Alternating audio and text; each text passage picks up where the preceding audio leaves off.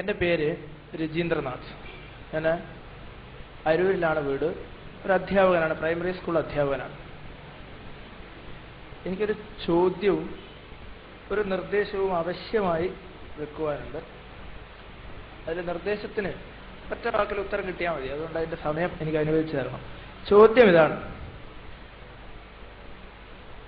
ഈ ഖുർആൻ ഒരു മാറ്റങ്ങൾക്കും വിധേയമാകാത്ത ഒരു വിശുദ്ധ ഗ്രന്ഥമാണ് എന്ന് ബഹുമാനപ്പെട്ട ഖുദ്സ് സാഹിബ് പറഞ്ഞു. മറ്റ് മതഗ്രന്ഥങ്ങളെല്ലാം തന്നെ ഒരുപാട് മനുഷ്യന്റെ കൈകടത്തലുകൾക്ക് വിധേയമായി ദൈവത്തിന്റെ നിർദ്ദേശങ്ങൾ തെറ്റായ രീതിയിൽ വ്യാഖ്യാനിക്കപ്പെട്ടിട്ടുണ്ട് എന്ന് പറയുകയുണ്ടായി. എന്നാൽ ഖുർആനിൽ അങ്ങനെ യാതൊരു കൈകടത്തലും ഉണ്ടായിട്ടില്ല എന്നുള്ളത് യുക്തിസഹമായി പറഞ്ഞില്ലെങ്കിലും ഖുർആനിൽ അങ്ങനെ പറയുന്നുണ്ട് എന്ന ഒരു നിർദ്ദേശം വെച്ചുകൊണ്ട് ഒരു കാഴ്ചപ്പാടിന്റെ അടിസ്ഥാനത്തിൽ അങ്ങ് പറയുകയുണ്ടായി.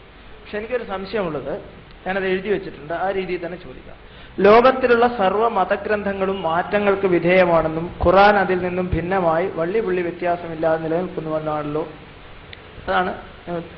എന്നാൽ ഉസ്മാന്റെ കാലത്തിന് മുമ്പ് പല പാഠഭേദങ്ങളും ഖുർആനിലുണ്ടായി. അതിനാൽ അന്ന് ആയിഷയുടെ കയ്യിലുണ്ടായിരുന്ന ഒരു കയ്യെഴുത്ത് പ്രതി അടിസ്ഥാനമാക്കി നിലവിലുണ്ടായിരുന്ന മുഴുവൻ പ്രതികളും ചുട്ടുകരിച്ച് ഈ പ്രതിക്കനുസൃതമായി പാഠം നിലനിർത്തുകയുമാണല്ലോ ചെയ്തത്. അത് ശരിയാണല്ലോ. അപ്പോൾ ഖുർആനിൽ വള്ളി പുള്ളി വ്യത്യാസം ഉണ്ടായിട്ടുള്ള എന്ന പ്രസ്താവന കള്ളമല്ലേ?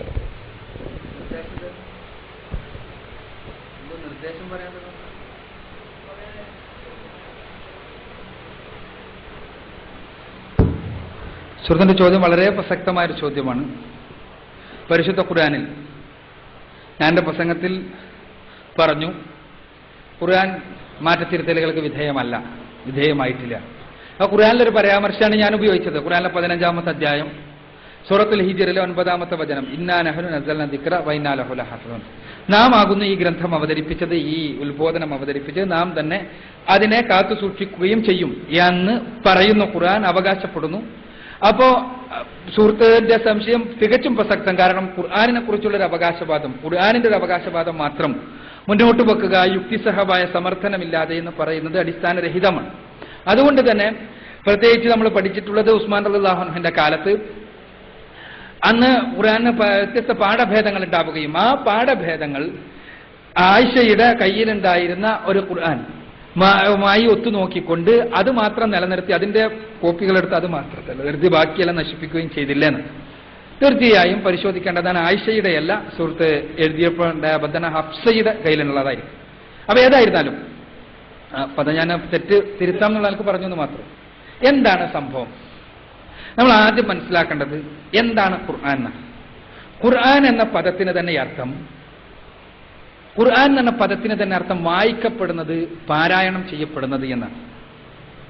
ഖുർആൻ പടച്ച തമ്പുരാൻ അവതരിപ്പിച്ചു. ആ ദൈവം തമ്പുരാൻ അവതരിപ്പിച്ചു. മുഹമ്മദ് നബി സല്ലല്ലാഹു അലൈഹി വസല്ലമക്ക് 40-ാമത്തെ വയസ്സ് മുതൽ 63-ാമത്തെ വയസ്സ് വരെ നീണ്ട 23 വർഷ കാലഘട്ടത്തിലെ വ്യത്യസ്ത സാഹചര്യങ്ങളിൽ അവതരിപ്പിക്കപ്പെട്ട ഖുർആൻ. ആ ഖുർആൻ അവതരിപ്പിക്കുമ്പോൾ തന്നെ ദൈവം തമ്പുരാൻ മലക്കായ ജിബ്രീൽ മുഖേന അറിയിച്ചു, ഇന്ന അധ്യായത്തിൽ ഇത്രാമത്തെ വചനമായി ഈ ആയത്തുകൾ, ഈ വചനങ്ങൾ വെക്കണം എന്ന് കൽപ്പിച്ചു. ഇതിന്റെ അടിസ്ഥാനത്തിൽ മുഹമ്മദ് നബി സല്ലല്ലാഹു അലൈഹി വസല്ലം തന്റെ ശിഷ്യന്മാരെ വിളിച്ചു. ശിഷ്യന്മാർക്ക് ഈ വചനങ്ങൾ ഓതി കൽപ്പിച്ചു.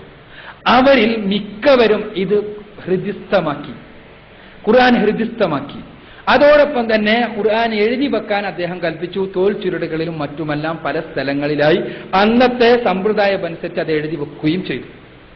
ഇങ്ങനെ ഖുർആൻ അവതരിപ്പിക്കപ്പെട്ടുകൊണ്ടിരുന്നു. പലരും എഴുതി വെച്ചു, പലരും കാണാതെ പഠിച്ചു. മുഹമ്മദ് നബി തന്റെ 63-ാമത്തെ വയസ്സിൽ അന്തരിച്ചു, മരണപ്പെട്ടപ്പോ പരിശുദ്ധ ഖുർആൻ പൂർണ്ണമായി കാണാതെ പഠിച്ച നൂറുകണക്കിന് ആളുകൾ അദ്ദേഹത്തിന്റെ ശിഷ്യന്മാർക്കിടയിലുണ്ടായിരുന്നു.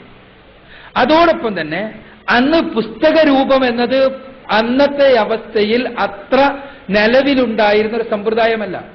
അന്ന് പ്രത്യേകിച്ച് അറബിയൻ സാഹചര്യത്തിൽ, അറബിയിൽ മാത്രമല്ല പല സ്ഥലങ്ങളിലും നമുക്ക് പുരാതന ഗ്രന്ഥങ്ങളുടെ ചരിത്രത്തെ പരിശോധിച്ചാൽ കാണാൻ കഴിയും. കോഡക്സുകളായിട്ടും മറ്റുമെല്ലാമായിട്ടാണ് ഗ്രന്ഥങ്ങൾ ഉണ്ടായിരുന്നത്, തോൽ ചുരുളുകളിലും മറ്റുമെല്ലായിട്ടാണ്. അല്ലാതെ 2 ബൈൻഡ് ചെയ്തിട്ട് ഒരു പുസ്തകത്തിന്റെ 2 ചട്ടകൾക്കുള്ളിൽ എന്നുള്ളൊരു സമ്പ്രദായം പൊതുവായി ഉണ്ടായിരുന്നില്ല. എന്നാൽ ചില ഗ്രന്ഥങ്ങളുടെ കാര്യത്തിൽ ഉണ്ടായിരുന്നു താനും. ഏതായിരുന്നാലും ഖുർആൻ പൂർണ്ണമായി കാണാതെ പഠിച്ച നൂറുകണക്കിന് ആളുകളെ അവശേഷിപ്പിച്ചുകൊണ്ടാണ് റസൂലുള്ളാഹി സ്വല്ലല്ലാഹു അലൈഹി വസല്ലം തന്റെ ഈ ലോകത്തിൽ നിന്ന് വിട പറഞ്ഞത്. അങ്ങനെ ഈ കാണാതെ പഠിച്ച ആളുകൾ റസൂലുള്ളാഹി സ്വല്ലല്ലാഹു അലൈഹി വസല്ലമയുടെ അന്തിമ പ്രസംഗത്തിന് ശേഷം, അവസാനത്തെ പ്രസംഗം ഹജ്ജത്തുൽ വിദായിൽ വെച്ച് നടന്നു. അതിനുശേഷം ലോകത്തിന്റെ വ്യത്യസ്തങ്ങളായ ഭാഗങ്ങളിലേക്ക് പോയി ഇസ്ലാമിക പ്രബോധനത്തിന്, ഇസ്ലാമിനെ ജനങ്ങൾക്ക് എത്തിച്ചു കൊടുക്കാൻ വേണ്ടി. അതോടൊപ്പം തന്നെ ഈ പരിശുദ്ധ ഖുർആൻ എഴുതി വെച്ചിട്ടുള്ള തോൾ ചുരുളുകൾ ഇവിടെ ഉണ്ട് താനും. ഈ തോൾ ചുരുളുകൾ ഒരു പ്രത്യേക വ്യക്തിയുടെ കയ്യിൽ മാത്രമല്ല, വ്യത്യസ്ത ആളുകളുടെ കൈകളിൽ വ്യത്യസ്ത ഭാഗങ്ങളുടെ തോൾ ചുരുളുകൾ ഉണ്ടായിരുന്നു. ഈ തോൾ ചുരുളുകൾ പലരും പകർത്തിയെഴുതുകയും ചെയ്തിരുന്നു. ഇങ്ങനെ നിലനിൽക്കുന്ന സമയത്താണ് അബൂബക്കർ റളിയല്ലാഹു അൻഹുവിന്റെ കാലത്ത് യമാമ യുദ്ധം എന്ന യുദ്ധം പൊട്ടിപ്പുറപ്പെട്ടത്. അങ്ങനെ ആ യുദ്ധത്തിൽ പരിശുദ്ധ ഖുർആൻ കാണാതെ പഠിച്ച ഒരുപാട് പേർ മരണപ്പെട്ടു. ആ യുദ്ധത്തിൽ രക്തസാക്ഷികളായി. ഈ സമയത്ത് അബൂബക്കർ റളിയല്ലാഹു അൻഹു അദ്ദേഹത്തോട് ഉമർ റളിയല്ലാഹു അൻഹു വന്നിട്ട് പറയുന്നു, ഇങ്ങനെ പോയാൽ പരിശുദ്ധ ഖുർആൻ കാണാതെ പഠിച്ച ആളുകൾ മരണപ്പെട്ടുകൊണ്ടിരിക്കുന്നു. അതുകൊണ്ട് തന്നെ ഖുർആൻ നഷ്ടപ്പെടുമോ എന്ന് ഞാൻ ഭയപ്പെടുന്നു. അദ്ദേഹത്തിന്റെ ഒരു ഭയം. അപ്പൊ ആ ഭയത്തിന്റെ അടിസ്ഥാനത്തിൽ അദ്ദേഹം പറഞ്ഞു, ഇത് രേഖപ്പെടുത്തിയ ഒരു ഗ്രന്ഥരൂപത്തിൽ തന്നെ ശരിയാക്കി വെക്കണം, അല്ലെങ്കിൽ ഭാവിയിൽ എന്തെങ്കിലും എല്ലാവരും ഒരു യുദ്ധത്തിൽ മറ്റോ മരണപ്പെട്ടു പോയാൽ പരിശുദ്ധ ഖുർആൻ പൂർണ്ണമായി ഇല്ലാതാകുന്ന അവസ്ഥ ഉണ്ടാകൂലേ.